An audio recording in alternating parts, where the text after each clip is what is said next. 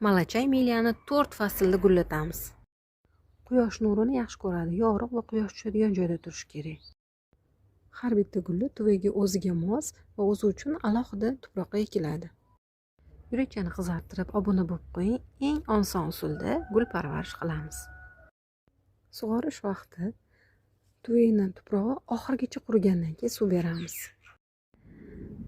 Kaliy fosforli oziqa 1 grammini 1 litr suvga eritib, oldin barglarga sepib, ildizdan quyamiz.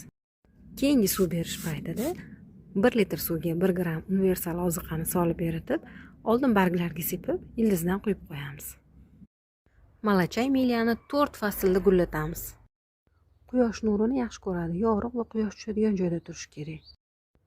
Har bitta gulli tuviga o'ziga mos va o'zi uchun alohida tuproqqa ekiladi.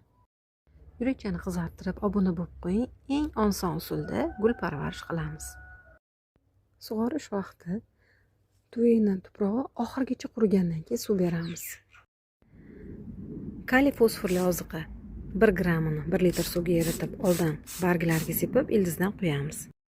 Keyingi suv berish paytida 1 litr suvga 1 gram universal oziqani solib eritib, oldin barglarga sepib, ildizdan quyib qo'yamiz. Malachay miyani 4 faslda gullatamiz. Quyosh nurini yaxshi ko'radi. Yorug' va quyosh tushadigan joyda turishi kerak.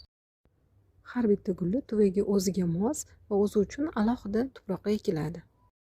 Yurakchani qizartirib obuna bo'lib qo'ying. Eng oson usulda gul parvarish qilamiz. Sug'orish vaqti tuvining tuprog'i oxirigacha qurigandan keyin suv beramiz. Kaliy fosforli oziqa 1 grammini 1 litr suvga eritib, oldin barglarga sepib, ildizdan quyamiz.